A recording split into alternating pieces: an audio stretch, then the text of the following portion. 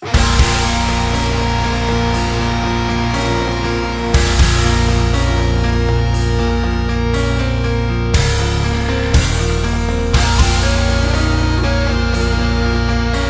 you see pictures of some of the founding fathers of the United States, you often see them with white powdered hair or wigs.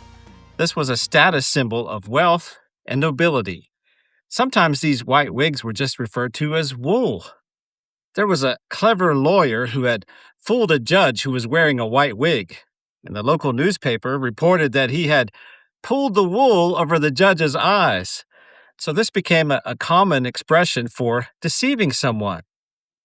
It could be said that Jacob had pulled the wool over his father Isaac's eyes. But when Jacob met his uncle Laban, he met his match. Only it wasn't wool that Laban deceived Jacob with. It was a wedding veil.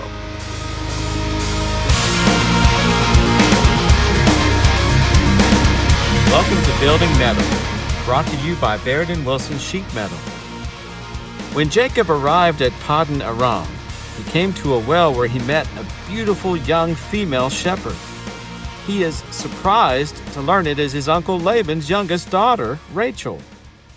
In a gesture of kindness and chivalry, he single-handedly rolled a heavy stone off the well to water the flock of sheep she was tending. This scene is reminiscent of the well scene where the servant of Abraham met Rebekah, Jacob's mother. Jacob is taken with Rachel's beauty, makes a deal with Laban, her father, to work for him for 7 years in exchange for her hand in marriage. During those 7 years, Laban becomes very prosperous because of Jacob's management skills and his ability to multiply Laban's livestock. When the 7 years are over, Jacob anticipates a life with his new bride, whom he labored for and with whom he can now return home to the land of Canaan to meet his mother and father. But his uncle Laban had other plans for Jacob. He threw a wedding feast with lots of Laban's people, his relatives, associates, and neighbors in attendance. The Hebrew word for this kind of feast, mishteh, literally means drinking feast. It's a 7-day celebration of food and wine. The bride is heavily veiled, and the groom, in this instance, is heavily inebriated. Jacob and his bride, Rachel, are to consummate their union in the bridal tent, alone under the darkness of night, following the ceremony and festivities of the first day. But when Jacob awakes the next morning, the bride he is holding in his arms is not Rachel, the woman he loves, but her older sister, Leah, the one whom Jacob thought had weak or sleepy-looking eyes. Jacob, the deceiver, has been deceived.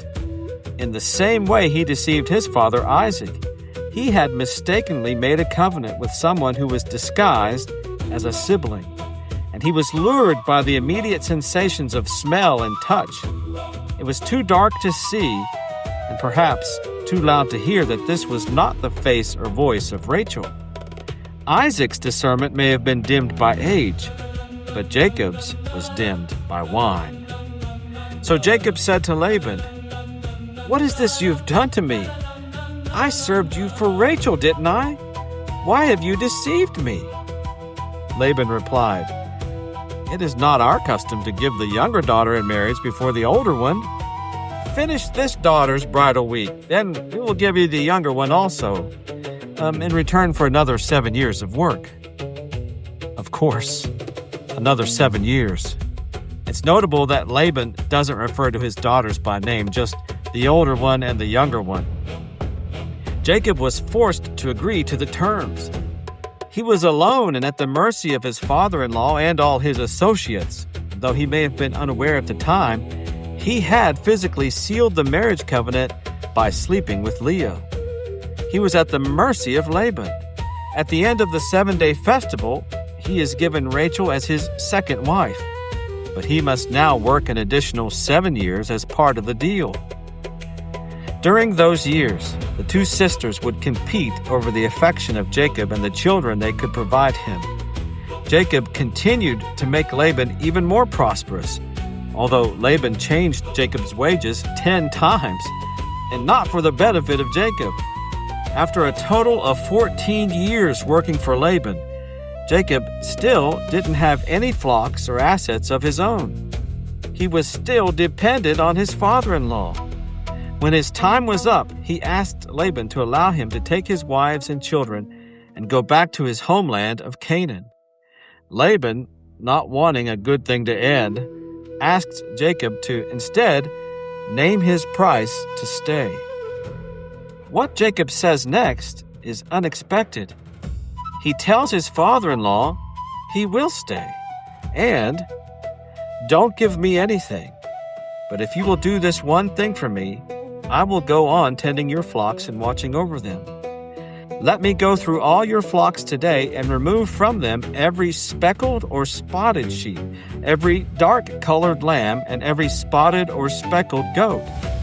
They will be my wages." In addition, Jacob would only own whatever blemished livestock that are born in the future. Laban quickly agrees to the deal. What's going on here? There is much archaeological evidence of the enormous, prosperous textile industry that existed for centuries in ancient Mesopotamia. Cuneiform tablets and archives record thousands of textile workers in cities along the merchant trade routes that went from urban areas like Ur of the Chaldeans, Abraham's place of origin, to the important luxury textile hub of Haran, where Laban lives, and stretching to the vast markets of the empire of Egypt. This is how Laban spent his whole life, supplying the solid-colored wool and skins from his thousands of flocks for this long-established industry. The spotted, speckled, and streaked sheep and goats were worthless to him. They were the leftovers, the scraps. This deal is too good to be true for Laban. But still, just to make it harder, he separates all the blemished livestock he currently has and makes his sons take them far away from Jacob. So, Jacob actually starts with nothing. But Jacob counted on the blessing of God and on the promises God gave him in the dream at Bethel. Also, he had spent the last 14 years learning how to breed strong and healthy animals. By creating conditions that favored unblemished offspring for Laban, he had learned how to create the conditions that favored blemished coats. Eventually, Jacob's livestock far outnumbered Laban's unblemished sheep and goats, and they were stronger and healthier. And rather than trying to make it in the textile trade with its well-established markets, Jacob relied mostly on the local dairy and meat trade, which are daily consumables that don't depend on the color of the sheep or the goats. By doing this, over the next 6 years, his livestock count exploded. And through these assets, he acquired camels, donkeys, and servants as well.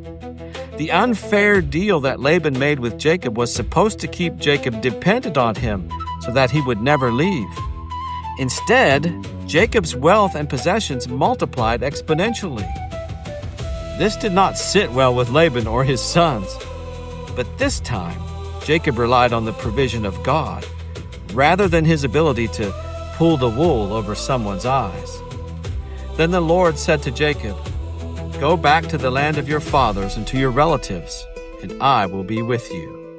So Jacob called for a meeting with his 2 wives, and they all decided it was time for them to leave Paddan Aram and take their new wealth and large family with them to the land of Canaan.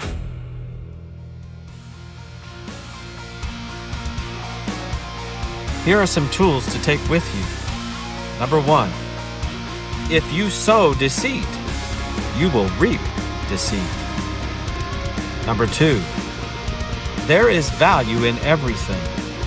Measuring value includes seeing opportunities in overlooked places.